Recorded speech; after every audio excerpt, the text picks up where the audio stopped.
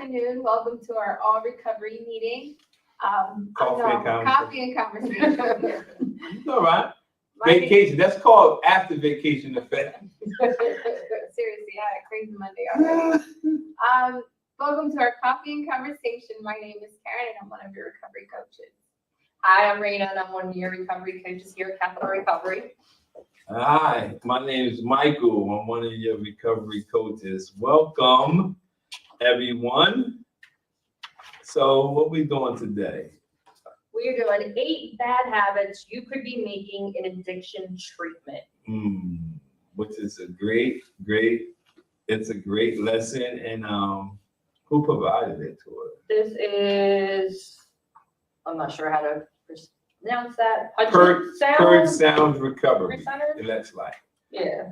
But I will put the link to that particular lesson in the comment section so you can have it for yourself. So let's see. Oh, you got it, Miss Karen? Yeah. See, I told you. So we're going to identify. So the topic is bad habits you can be making in addiction treatment, these are all great topics. We'll see how many we can get through, and then we'll go from there. Okay. I'll start off, and then y'all can take from one on the first one.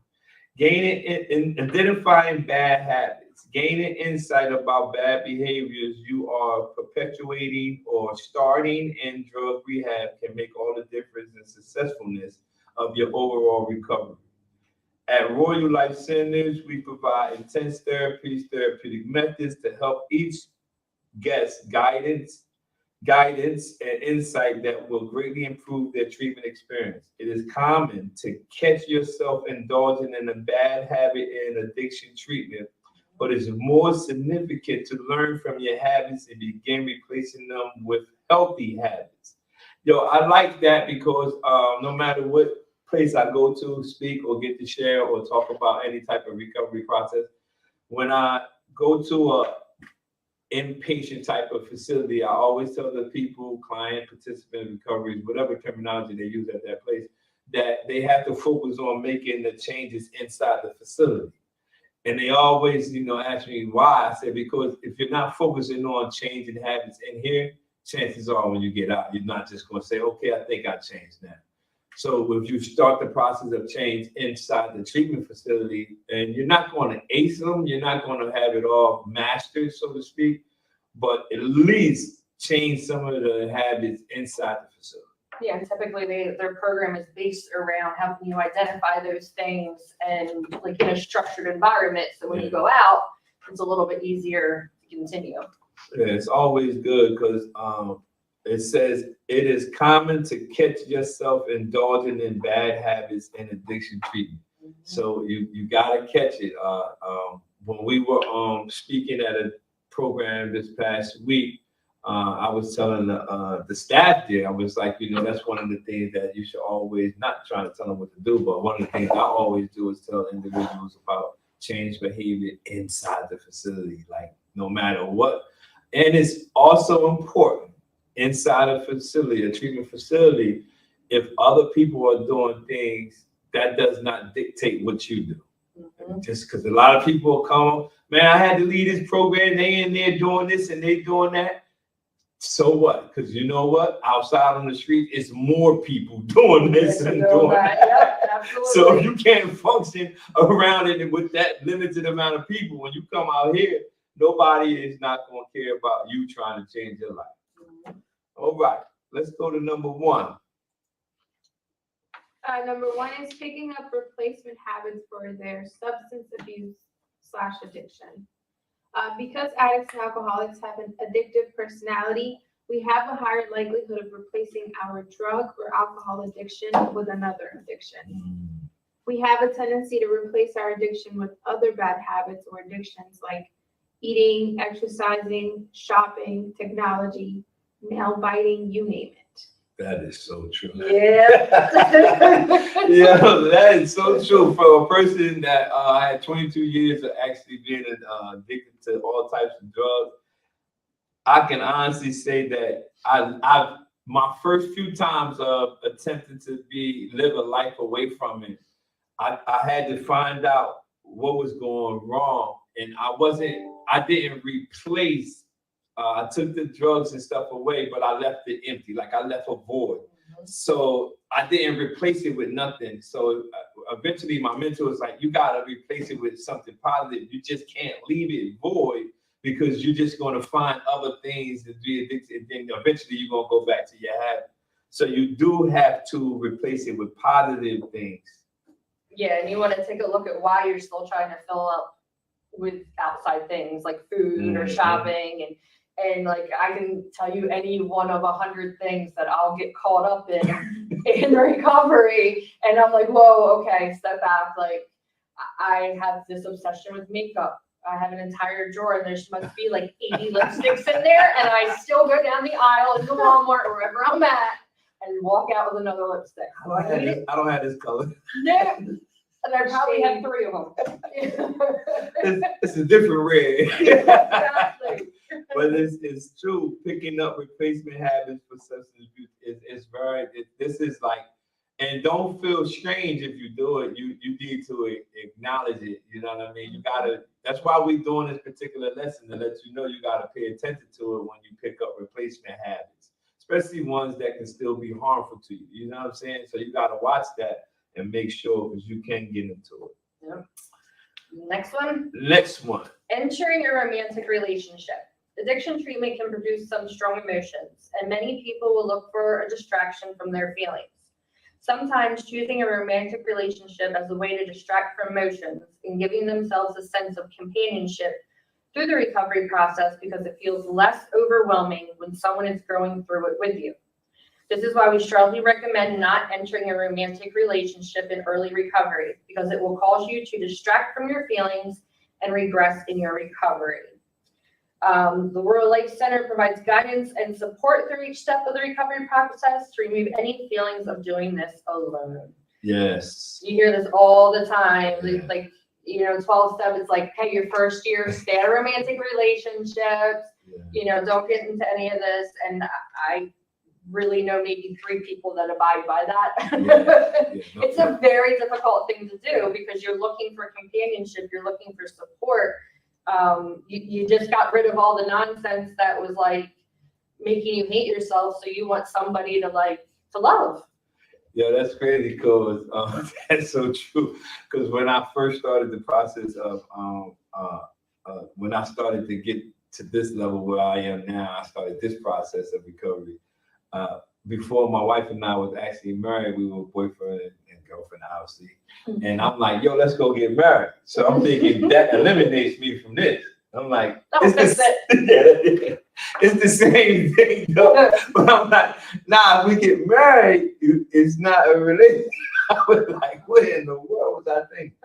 But the reason why I found out, though, because I pay attention to the people that taught me. It was like the reason why, because you always think that people have rules in place to try to stop you from having fun. That's how people think, right? So they say because relationships goes through different ups and downs of emotions. So if you're going through up and down of emotions and you're in early recovery, the first thing that's going to come to your head is, you know what, I ain't going to go through all this. Let me go use. So that's why a lot of times the relationship part, though, I mean, I've seen success at it. I've seen it both ways. I've seen some people fail at it, and then I've seen some people succeed at it. So, you know what I mean? So everybody has to, I don't have a preference, but this is a good advice to, it's just a recommendation to try to build your foundation first instead of early in recovery. And when you get to those heated situations, man, I mean, I've seen it over and over where though my client took the suggestion like, man, I'm just gonna get into this relationship with this person. They clean, this, that, and third, only to they're gonna keep me clean, only to like 2 months later, and they both in the same group. I had to split them. I said, I can't be your counselor and his counselor, so you're gonna have to go to. But that's what happened. They both ended up having to start over. So pay attention to that. All right, next one. Codependent relationships. Codependency is an emotional and behavioral condition that affects an individual's ability to have a healthy, mutual, satisfying relationship. It is also known as a relationship addiction. Traditionally, codependency comes from a focus on control and maintaining relationships with individuals who have chemical dependency problems. Usually, codependent relationships are created because the codependent does not feel comfortable being themselves or being by themselves for validations and hopes of saving people who need rescuing and to feel needed by others. Some characteristics of codependent people include what is that? Exaggerated sense of responsibility for the actions of others, a tendency to confuse love with pity, and a tendency to love people they can pity and rescue. That's so true. Mm-hmm. Yo, that is so. Yo. I'm pretty sure they wrote this about me, this section. hey, yo, I didn't recognize this until I seen someone that used to date one of my friends, and then when he moved on and did whatever, she like dated the same type of guy, and I'm like, yo, he's identical to my friend. Like I'm like, yo, he does the exact same thing as my friend. So I realized that their dependency was that type of person that needed them. Yep. And I was like, oh, shoot. I do it all the time. My mom's always like, why don't you have a boyfriend instead of a project? Yeah. And she's right. It's like, I'm going to fix you up and make you, you know. Yeah, a does tendency. Not work. Yeah, true. A tendency, that's funny because when I first met my wife, she, and I was talking to her and everything, she was like, you're such a nice man. And I was like, yeah. She said, you just rough around the edges. You need somebody to find and smooth you out and you'll be just perfect. She said, I just ain't know how rough. Oh man, a tendency to do more than their share all the time. Becoming hurt when people don't recognize their efforts. That's true. Unhealthy dependency on relationships. Codependents will do anything to hold on to the relationship to avoid the feeling of abandonment. And then on the flip side, a person knows that that person is like that, and then they take advantage of it. Oh my God! This person needs this. My picture should be like just right here. Yo, this is so true. It says an extreme need for approval, a sense of guilt when asserting themselves, lack of trust in self and others, fear of being abandoned and being alone, issues with intimacy and boundaries, difficulty making decisions. Codependent relationships can become a bad habit or acting out on an existing bad habit. Codependency is usually the result of not wanting to be alone, and the relationship provides a sense of validation and fosters a sense of intimacy. Codependent relationships, whether they are friendships or romantic relationships, can lead straight back to addictive behavior. Absolutely. You gotta watch out for that, for real. It's a lesson in that for both sides too, cause it's you can be a codependent person can be somebody that's not actively using, and that relationship gets so messed up that the person who actually had the addictive problem would eventually go back to like I'm going to use. That's what I was saying. Like I relapse on people. Yeah. Like I started to get better, and then they come back into my life, and I'm like, oh, here I go again. Yeah. You know what I mean? And they know it. And my sponsor tells me the same thing all the time. Like, and it's the same thing you hear when people keep relapsing or like just like struggling to get clean. It's like when the pain is great enough, you will stop. Yeah, because and then you don't need no advice. When the pain get greater, you don't need nobody to tell you to stop. You will literally stop on your own. Yep. And that's tough with having children too, because no matter how many times I tell them the outcome is going to be like this, you just got to let them find out on their own. When they get greater, they be like, oh wow, this guy actually was right. Like, okay. So next, oh yeah. Believing that one drug is your problem and that you can still drink or use less harmful drugs.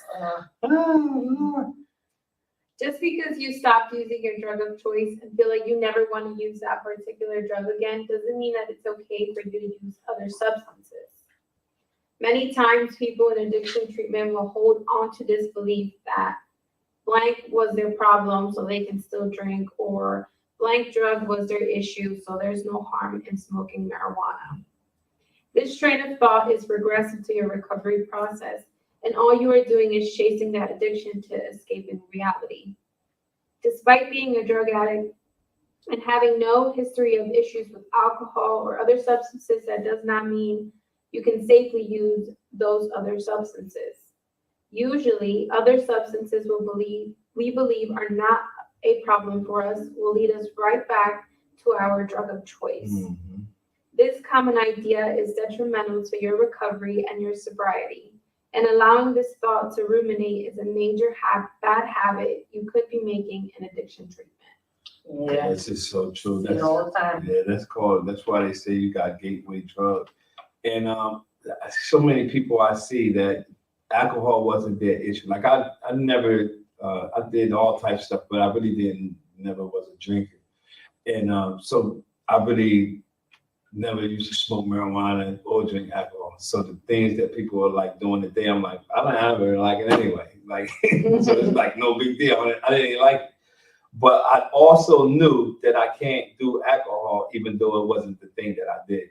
Because all they're going to do ultimately is make me think, I don't really do this. So they say, why you don't drink if that wasn't your problem? I say, because I know it'll lead me back to what I used to do. Mm-hmm. And a lot of people don't understand or should recognize the gateway drug. I literally have friends that they don't do crack or heroin no more. And they keep thinking, I can drink this, I can drink it. And I keep telling them, it's only a matter of time.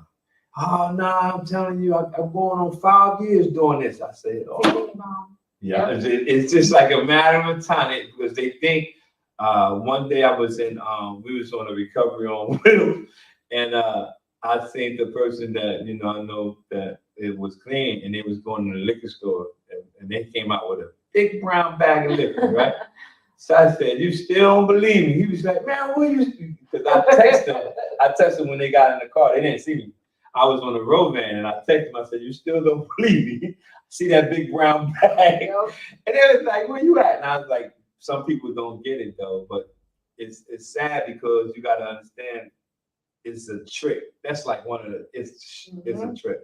And people ask all the time, well, you can't just have a drink. You can't go out for a drink. Nah. I was like, no, because when the glass is empty, there's a crack pipe sitting in the bottom, and that's where I'm going to go back to. I already know. Like I know what's going to happen.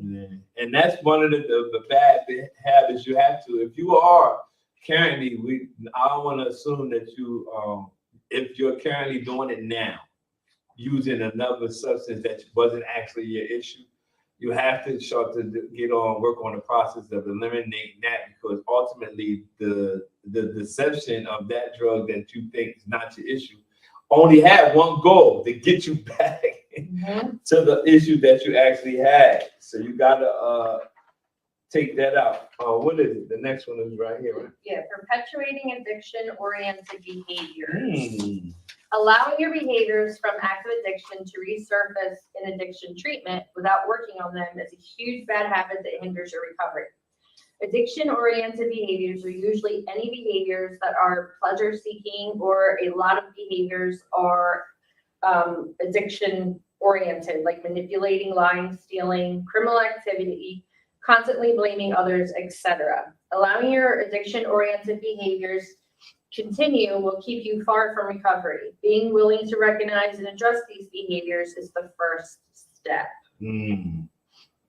Yeah, the lifestyle and the actions and behaviors, just because you put down the drugs doesn't mean like all that just goes away.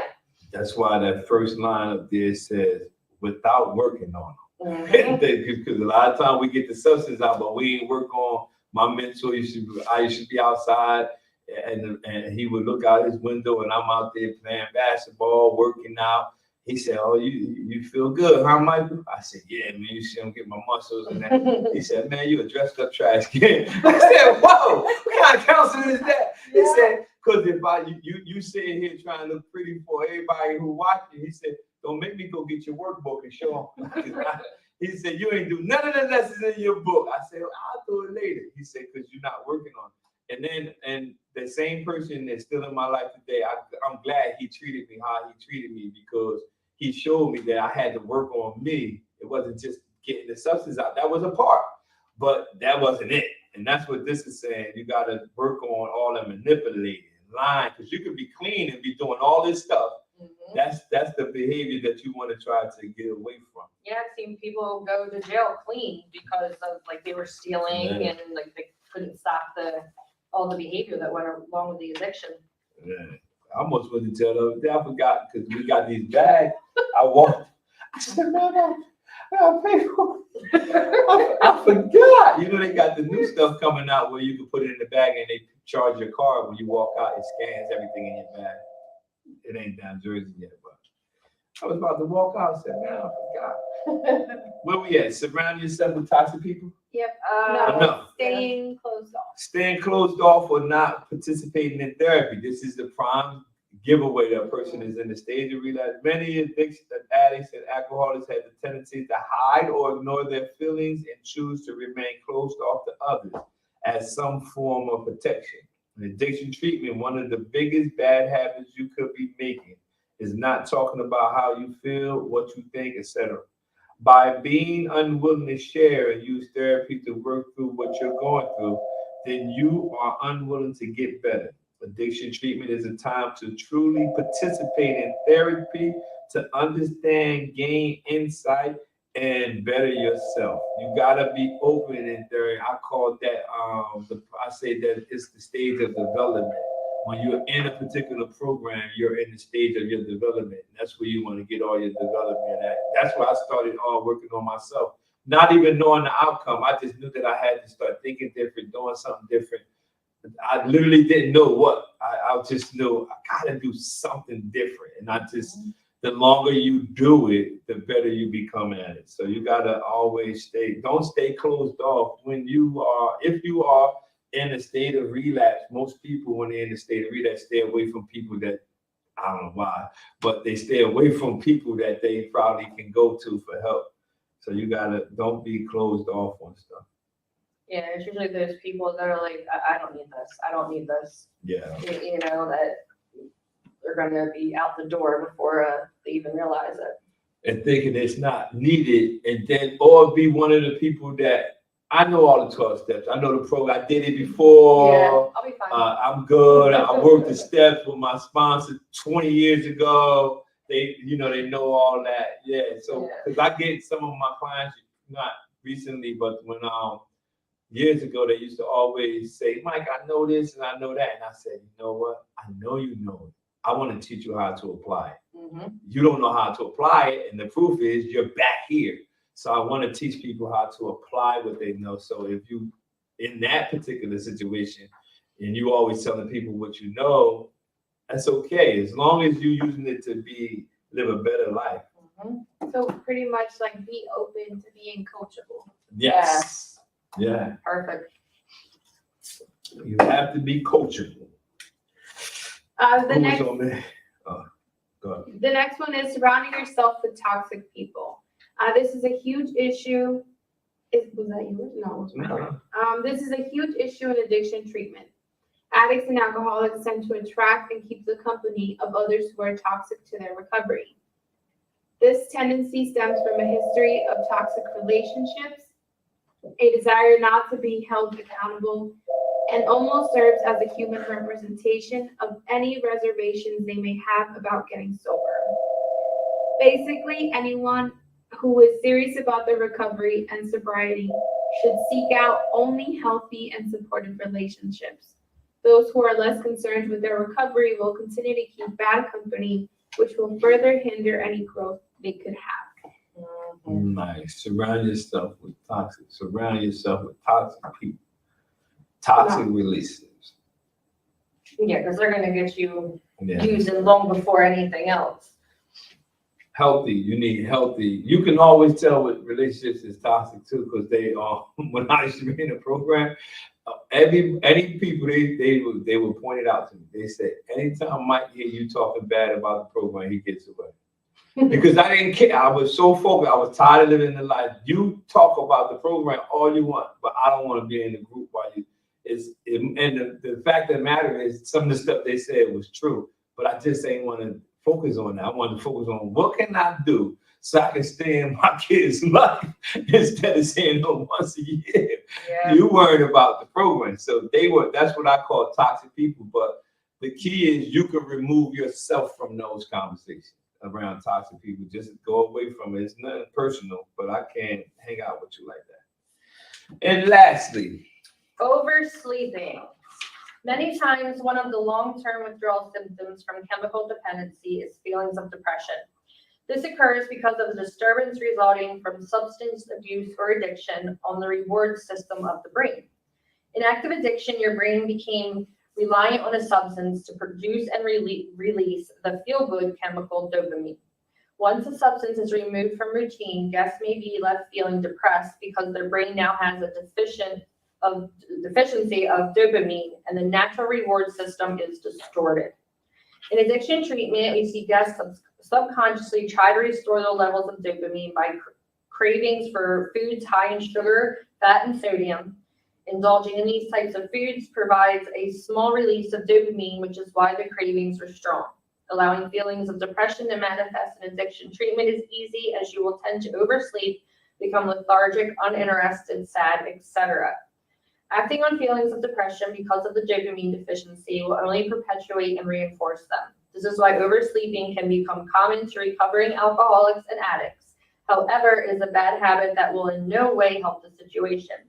Guests need to fight these feelings of depression as their brain chemistry rebalances from the effects of drugs or alcohol. It's a big shift in your body when you remove everything. Yeah, it's a whole thing you got to go through. And then it takes a little while for it to get adjusted. But it does, your brain and your sleeping pattern, it has to, because eventually people who are actively using don't actually have a sleep schedule. It's no sleep schedule. We just fall out. Like, it's no, like, and then be mad. Then you be mad. I went to sleep. Like, you're like, why you ain't wake me up? I was gonna say I did not sleep at all in treatment. Nah, ain't no at sleep. all. Yeah, it's no sleep. But the thing it says that the brain chemistry rebalances from it. And so the brain, the body, our body is an awesome thing. It prepares itself and starts to function.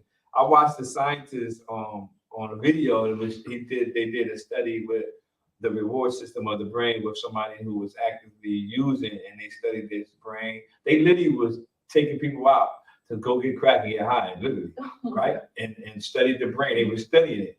And they showed like two people's brains, and they were showing the reward system, how the brain functions when it's get that reward. When he knew he was going to get the drug and got the money, how it functioned. And they had two people's brains right there, and they showed them an operation.